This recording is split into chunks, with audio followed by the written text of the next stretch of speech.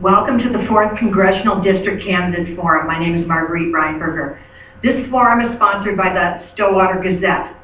There are 3 candidates vying for this position, and they are in alphabetical order. Independence Party endorsed Steve Carlson, Republican endorsed candidate Tony Hernandez, and DFL endorsed candidate Betty McCollum. And the question is, we've had 4 years of trillion-dollar deficits. What substantial cuts, if any, do you suggest we make to get this more under control? In other words, at what point is enough enough? Well, we have to do something about our debt and deficits. We absolutely have to. But we need to have a balanced approach. Simpson Bowles and economists, both conservative and Republican, have and liberal and democratic economists and independent economists all say that we need to put everything on the table. And that means we need to look at tax cuts, we need to look at spending, we need to look at closing loopholes, and we need to look at doing some retirement reform. If we don't have everything on the table, we can't make our economy grow in a way in which we can compete in the 21st century.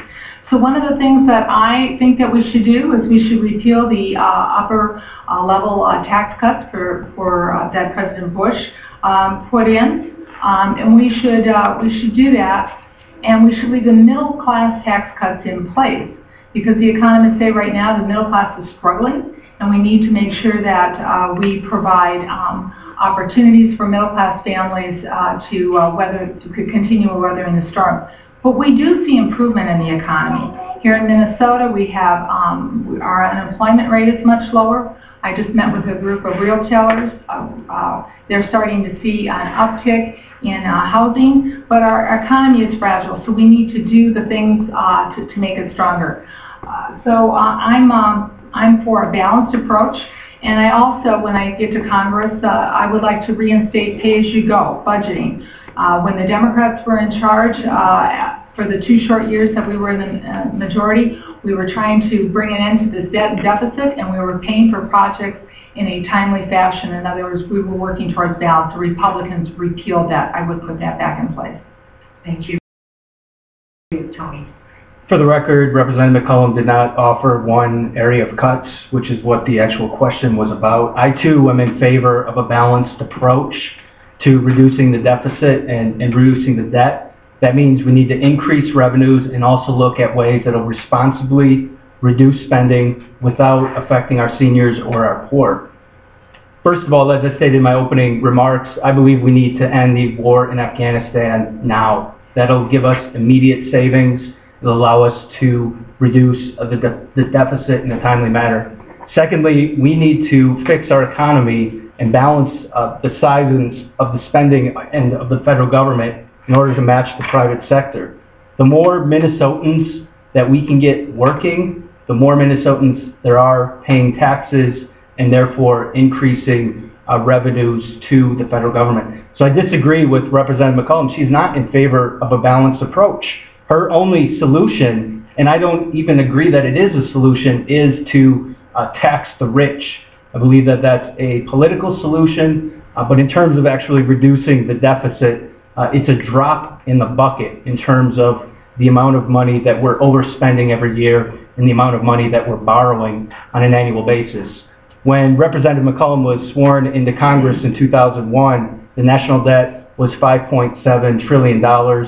We just exceeded $16 trillion. It's almost triple from 12 years ago when you were sworn into office. So we need leaders and representatives that are committed to making the tough decisions that is going to ultimately balance our budget and get our economy back on track. Looks like I'm starting my rebuttal time earlier than usual. Would you like to respond? Well, yes. I voted against many of the things that led to this debt and deficit problem we're having. I voted against the Iraq War. I voted against the upper-level Bush tax cuts. I voted against Medicare Part D, not because seniors didn't deserve to have prescription drug benefits, but because it did not balance. I didn't vote for those things, but you know what? That's the reality of the world we live in. So I have a responsibility to show up to work and try to solve the problem. As far as the upper-level Bush tax cuts, look, if everybody gets middle-class tax cuts, so does the upper 2%. But why in heaven's name would we borrow almost $690 billion from China to pay for extra tax cuts for people who are doing just fine in this economy. I won't do that because the middle class gets stuck with the bill paying the interest. So when it's all said and done and you add up to the interest for the upper level 1% tax cuts, it's $830 billion, and I won't stick that to the middle class. Hey, hang on. I'm going to go to Steve now. Thank you. Well, first of all, enough is enough. It's clear.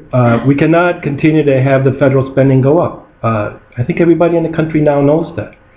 And we are facing a fiscal cliff, even before the new Congress and the new president take office. And so I've always been interested to know whether Betty is actually going to back the Budget Control Act, the sequestration. She said she voted against it, but I haven't heard any other ideas. A balanced budget or balanced approach. A balanced budget would do it, but a balanced approach is not a balanced budget. It wouldn't do it. Now, I think, and I'll tell you why. But first of all, I want to say that to drop a war just to save money, I can't agree with that. I think we can't cut our military. I think we need to maintain a strong national defense, and I don't think that should be dictated by our bookkeeping here at home. I don't think that Betty's voting against all these things really holds much water, because that's really not what created this deficit. What created it was the debacle of 2008, which was a very bad idea in home ownership, which was mortgage-backed securities, which were bad investments, which the Federal Reserve is still buying those up with QE3. So I think that's still a very dangerous situation. So what we need to do is look at the whole situation. We need to understand the economy, the role of the private sector. Now let me tell you, I mentioned why the raising taxes or cutting the taxes, well, let's put it this way, cutting taxes on the middle class and raising taxes on the rich isn't going to do much. This so-called balanced approach will do nothing but kill jobs, kill businesses, and will increase spending. We've got two parties out there that are very willing to spend $3 to $4 trillion a year. I think everybody knows that. And so what we need to do is to send the power and the resources back to the state of Minnesota, because Minnesota can do it better. We can all go over to the Capitol and we can decide what to do, rather than waiting for Washington to tell us what we should do. Now what this is going to do, it's, as Mitt Romney has pointed out, it's going to reduce, just by shifting the same programs to the state level, you're going to save $100 billion a year just in interest, because we have to balance the budget. Whereas all that money is going to be borrowed from China, not just the rich tax cuts money, but all of it, including the middle class. Thank you. Would you like a minute to respond? No, I think Mr. Hernandez has some ideas. Thank you. A minute. Well, still, we didn't hear anything from Representative McCollum in terms of tangible reductions in spending. I said to respond to Steve. Oh, what am I supposed to respond to? Yeah, no, you weren't supposed to respond to anything. She offered you a response time. Oh. Would you like to respond? You mentioned you in there, in your votes. Well, sure. I mean, I've got a whole packet full of cuts here. And I've been working across the aisle with a lot of my fellow Congress men and women. So this is Taxpayers for Common Sense. There's a lot of great ideas in Simpson Bowl, but I know we need to look at cutting defense spending. We also need to look at cutting other agencies where programs aren't working and aren't delivering services. We should cut them. But we need to do it in a smart way that doesn't, lead us to not being able to invest in our children's education and our infrastructure here at home. In this election year, go forward without fear. Walk neither left nor right, but so that guiding, shining light, together we'll restore the American dream and more. His promises infused, God's wisdom will guide you. You can change the world, you can change your world. Let's take the country back and give it back again. He guys will look forward every day, and then it can change your world. You will change your world. Change your world. To close the unemployment and learning gap, you don't just hire performers to sing and rap.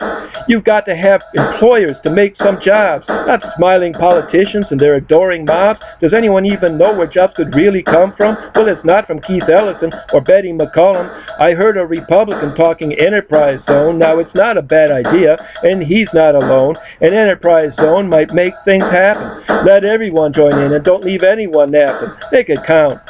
Let the voters govern. Our democratic system makes you the sovereign. I'm not a Republican, not a Democrat. Don't have a safe seat, not immune from defeat. I'm running for my office and I'm not standing pat. My congressional district stuck on Democrat. I want more economic development. I'm running for the House as an independent. Let's give the people back a little liberty. Let's let them all invest in their economy. Let's give them a chance to show their industry. Our hope lies not in homosexuality. Our hope lies in real marriage and voter ID. Let's break open the quota. Let's bring back Minnesota. Let's join the party of independence. Let's leave a world for our descendants. Let's bring them up so they can learn. Let's work together so they can earn. Let's help them raise a family. Let's build a just community. Make it count. Let the voters govern. In our democratic system, you know you're the sovereign. Vote for change. Vote for the Unity Party. In 212, we need America's community party. We still have same-day registration. You just got to find your voting station. Then vote in the morning or vote in the night. Just vote to set your nation right. Vote for change.